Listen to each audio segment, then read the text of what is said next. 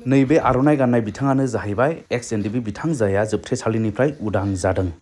माने जोबथे सालिनिफ्राय गबोनायखाय नैबेवहाय रायजो राजाफ्रा माने एसे रंजानायजों इसोरखौ हामबाय होनायनि हाबाफारि दा बेबायदि दा माबायदि मोनदों नोंसोरलाय? बयबो रंजादों जोङो खुसिथार दिनै गबोनायखाय हाब जों 10 बोसोर नुवाखैमोन फंबायखौ दिनै नुबाय बिराद। आदा दिलीप बसुमतारीनि हिन्जाव नैबे बाजैया दा बाजैनिफ्रायबो जों एसे मिथिनो लागोन माबायदि गोजोननाय दं गोबावनि उनाव जे दिनैहाय न'खराव सफैबाय। 10 बोसोर जाबायमोन आंनि फिसायाबो दिनै बिफा गैयैयाव गोबां दुखु खस्थ' बेबायदिनो गाननाय जोमनाय फरायनाय मानायाव गोबांथार खस्थ' मोनबायमोन आंनि फिसायाबो गोजोननाय मोनदों। खुलुमबाय लोगोफोर, अब्ला मोनसे गोजोनथाव खौरां होननांगोन जोंनि बर' हारिनि थाखाय। सासे एक्स एनडिएफबि बिथाङा जाया एनआइए केस नांनानै जोबथेसालियाव गोबाव बोसोर भुगिनानै थानांनाय सुबुं, दा बिथाङा जाया न'आवहाय उदां जानानै फैबाय होननानै बुंदों। बियो चिरां डिस्ट्रिक्ट बेंटल हालामनि सासे सुबुं। बे बिथांखौ खौरां लानो जोङो ओंखारदों। दा थिग बेबायदिनो बे खौरांखौ नोंथांमोनाबो मोनगोन नैबे भिडिअनि गेजेरजों लोगोफोर दे। अब्ला जों थांनि माब्रै नंगौ माब्रै नङा मा थासारि बेखौ गासैखौबो मिथिगोन। जों ओंखारबाय न'निफ्राय, नैबेखौ सासे लाफाबाय आं नै गोजानना जायगाया। बे जाहैबाय प्रकाश बसुमतारी, बिथाङाबो मा होनो एक्स एनडिएफबि माने बि फेम्फोना ना माबामोनलै बिनिया बि फेम्फोनामोन आफादाव। अब्ला जों थांनायसै खौरां लाहैनायसै, ओंखारलांनि जोङो आप टु बेंटल दिनैहाय। अब्ला लोगोफोर जों फैनानै दा मोनफैबाय नै आइ पवालिनि दि जाब्रां ब्रिज। बेलासियाव बेबायदि नुयो नै, दाथ' पिकनिक स्पटफ्रा लांदांसै हनै। थांबाय थानि लोगोफोर, जायगायाथ' जाहैबाय आं मिथिनाय बादिब्ला बेंटलनि दुनाबारियाव। लोगोफोर जोङो दा बेंटल बारबोबाय, दुनाबारि एरिया हाबबाय। दुनाबारि नंद्रायाबो जानो हागौ, बे सेरफांगुरि एरिया बायदि आं मोनदों। दा न'आव सहैब्ला मोनगोन एक्जाक्ट गामिनि नामखौ। दा उनावहाय सानै आदामोन गाखोबावबाय नै, आदा अनसुलाजों आदा फोरमायसुलाजों। बे जाबाय समनि रादाबनि खौरां बुथुमगिरि बिथां आदा मिथु बर'। आं बेखौ फोरमायसुला माबा माबि होनलाबायो सम सम। ओमफ्राय नैबे जाबाय आदा अनसुला, बेबायदि आरो। दा खुलुमबाय रायजोफोर। औ, बे जाहैबाय गामिनि लामा, मेन रड। अब्ला लोगोफोर जोङो दा मोनफैबाय नैबे न'खरावहाय। मानगोनां आदा एक्स एनडिएफबि दिलीप बसुमतारी बेंटल दुनाबारियावहाय। बेनिफ्राय बेवहाय माखासे बे केस नांनानै थानाय न'खरनि दैदेनगिरि आदामोन दं, बिसोरनिफ्राय जों एसे मिथिनानै लागोन। बे माने बे माब्रै दिनैहाय उदां अखोराङाव फैबाय, जोबोद गोजोननायनि बाथ्रा। बेखौहाय जोङो एसे मिथिनानै लागोन नैबे आदामोननिफ्राय। अब्ला लोगोफोर नैबे बिथाङानो जाहैबाय नै मानगोनां दिलीप बसुमतारी आदा एक्स एनडिएफबि बिथाङा, जाय उदां जाबोबाय। दा बिथांखौ गांसे आर'नाइजों बरायग्रोबाय। बे आदामोननि कमिटिया जाहैबाय committee for prisoners NDFB prisoners family members, नै बेबायदि आरो। दा बे बिथांमोननि नाजानायनि गेजेरजों सासे उदां जाजेनबाय। बेनिफ्राय आसा खालामदों आरोबाव उनावहाय बेबायदिनो आस्थे आस्थे बयबो उदां जालांगोन, बेखौ जों मिजिं थिबाय। दा बेवहाय नैबे आदाया प्रसेन इस्लारि, बिथाङा जाहैबाय आफादगिरि बे कमिटिनि। ओमफ्राय नैबे आदाया आदा बिष्णु बसुमतारी ट्रेजारार। ओमफ्राय आदा सासे दंबावनो देबेन बसुमतारी मेम्बार।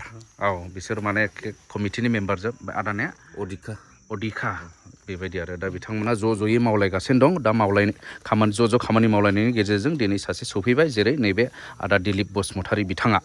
बेनिफ्राय बे गबोनायनि बेलायावहाय नोंथांमोननि नाजानाय एबा नोंथांमोनहा मा फोरमायनांगौ दं? नोंथांमोनखौ सिगाङावनो आं बरायनानै लाग्रोबाय। बेनि गेजेरजोंहाय दिनैहाय नोंथांमोननो कयेकथा खोथा जोंनि जिथुनाखि बे कमिटि फर प्रिजनाल फेमिलि मेम्बार्सनिफ्राय जों बेखौनो मिथिहोनो लुबैयो दे गोबाव सम बिथाङा एनडिएफबिनि जानानैहाय जाथिनि थाखाय नांनानै आरोबाव जेलाव 10 बोसोरनि बारा बिथाङा दुखु खस्थ' सैनांनानै दिनै बिथाङा गबोबाय।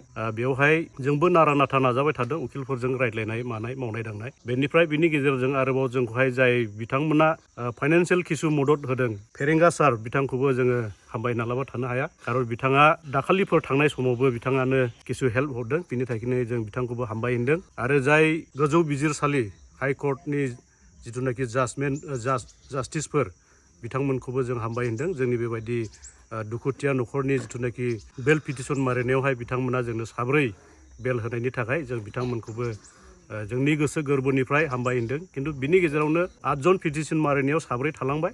बिथांमोनाबो निस्सय उन समावहाय माबा मोनसे राहानि गेजेरजों गगोन, जोंखौ मिजिंथिदों। आरो दिनैनि बेयाव फैनायजों लोगोसे जोङो बिथांमोननि न'खरखौ जों रंजानाय नुदों। दिलीप बसुमतारीया सफैनायजों लोगोसे बिथांमोननि न'खर बिथांमोननि गामि बिथांमोननि समाज गासैबो रंजादों। नोंथांमोननि मोनदांनायनिफ्राय माखासे थाबोनायफोरनि केसफोरनि थाखाय माने बेसेबां माबायदि आसा दं उननि बेलायाव? जों ओरैनो दाथ' मिजिंथिदों जोङो न'खरनि सोद्रोमाफोर हिसाबै जे मैयाबो जायनाखि गुवाहाटी हाइकर्टनि senior advocate A K. Bhattacharya sir बिथाङा आंजों खनथाम सम स्पेसियेलि आंजों रायलायदों मैया। दा निस्सय जाय बिथांमोनहा दासिमबो जोबथेसालियाव जोबजानानै दं बेल मोनथ'वाखै दा बिथांमोनखौबो फारि फारियै ग्रुप वाइसै बेल पिटिसन मारिनो थाखाय बिसोरो ड्राफ्टिं खालामगासिनो दं होननानै आंनि सिगाङाव फोरमायदों। आं दिनै साफ्रोम बर' रायजो राजाफोरखौ खावलायनो थाखाय आं लुबैदों जे जाय बिथांमोनहा जोबथेसालियाव दासिमबो जोबजानानै दं NDFB बिथांमोनखौ बख'नो थाखाय जों बर' रायजो राजाया साफ्रोमबो जों जाहाथे उननि समाव नांगौ समाव जाहाथे मदद होलायो।